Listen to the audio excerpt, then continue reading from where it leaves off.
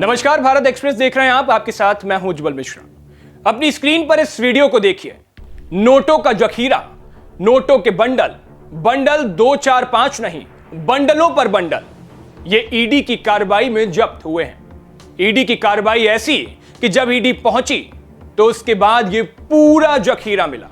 ये पूरा मामला है झारखंड का। झारखंड के मंत्री जी के निजी सचिव के नौकर के यहां इतना पैसा मिला है। अब इस पैसे को देखकर हर कोई दंग रह गया। जिसने भी देखा उसकी आंखें फटी की फटी रह गई।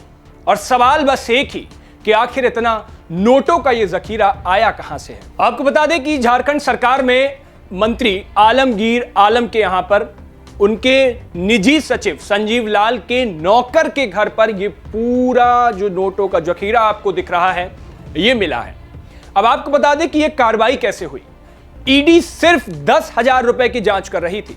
बता दें कि बीते साल एक इंजीनियर के कहने पर उसके यहां से 10,000 रुपए की रिश्वत के मामले में ईडी ने अपनी जांच को आगे बढ़ाया।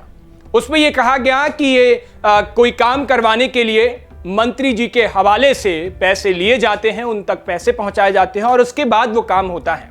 उसमें नाम आया आलमगीर आलम का। आलमगीर आलम के हवाले से फिर ईडी की जांच आगे बढ़ी तो वहां से उनके निजी सचिव संजीव लाल के पास पहुंची और संजीव लाल के बाद उसके नौकर के यहां पर पहुंची। ईडी जब पहुंची मात्र 10,000 रुपए की बात थी। ईडी 10,000 रुपए रिश्वत की जांच कर रही थी। वो जांच की कड़ी ऐसे मिली कि जब ईडी पहुंचती है नौकर के घर पर, दरवाजा खुलता है तो नोटों का यह जखीरा सामने मिलता है। आपको बता दें कि अब तक 35 करोड़ रुपए से ज्यादा के पैसे मिल चुके हैं। नोटों के बंडल मिले हैं। कई मशीनें मंगाई गई नोटों को गिनने के लिए। मशीनों को बीच में रोकना पड़ा क्योंकि वो गर्म हो गई और इसीलिए आप हर जगह देख रहे होंगे कि लिखा है कि मशीनें पैसे गिनते गिनते थक गई। मशीनें गर्म हो गई, उनको थोड़ी देर के लिए ठंडा किया गया, फिर से नोटों की गिनती चालू हुई और अब तक 35 करोड़ रुपए से ज्यादा के पैसे मिल चुके हैं।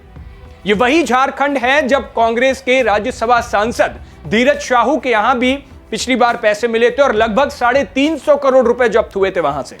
उस वक्त भी बीजेपी ने कई तरह के आरोप लगाए थे और कांग्रेस ने धीरज शाहू पर कोई भी कार्रवाई नहीं की थी। अब आलमगीर आलम पर यह कार्रवाई हुई है तो आलमगीर आलम कह रहे हैं कि उन्हें नहीं पता है, उन्हें यह नहीं पता। वो मामला जांच का है और जांच के बाद सारी चीजें क्लियर होंगी। उसके बाद अब ईडी की जो सुई है, शक की सुई है, वो उनके निजी सचिव संजीव लाल और मंत्री आलमगीर आलम पर घूम रही है। संजीव लाल को और उनके नौकर दोनों को अरेस्ट किया जा चुका है। ईडी ने हिरासत में ले लिया है और उसके बाद पूछताछ कर रही है। अब आपको यहां पर यह भी बताना जरूरी है कि पीएम मोदी लगातार, जब वो अभी पिछली बार झारखंड के दौरे पर पहुंचे थे तब भी उन्होंने जिक्र किया था और इस बार भी पीएम मोदी ने जिक्र किया है और लोगों से भरी जनसभा में कहा है कि आपके पड़ोस में देखिए इतना सारा नोटों का जखीरा मिला है, घर जाइएगा जो टीवी देखिएगा और उसके बाद आपको पता लगेगा ये लोग मोदी को गाली देते हैं, मोदी एक भी पैसा नहीं करेगा।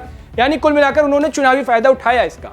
लेकिन सवाल तो यह है कि जहां पर इसी देश में कई लोग दिहाड़ी पर काम करते हैं, कई लोग नौकरी करते, नौकर करते, 500 रुपए के लिए वो पूरा दिन खपा देते हैं, वहीं एक मंत्री के निजी सचिव के नौकर के यहां इतना पैसा आना सवाल तो खड़ा करता है। अब ईडी की जांच में क्या कुछ निकल करके सामने आएगा ये तो वक्त ही बताएगा और ईडी ही बताएगी। लेकिन तब तक एक सवाल आपके ऊपर भी छोड़ के जाना चाहता हूं, इसका जवाब आपको ही देना होगा कि इस देश में जहां कई सारे लोग एक वक्त का खाना भी नहीं मिलता, कई सारे लोग दिहाड़ी पर काम करते हैं, ऐसे में इन सफेद पोश नेताओं के घर, इनके रिश्तेदारों, इनसे जुड़े हुए लोगों के बीच में इतनी रकम का आना ये कहां से आ रहा है, इसका जवाब आपको देना होगा। और भी आपकी कोई राय हो तो कमेंट बॉक्स में जरूर लिखिएगा।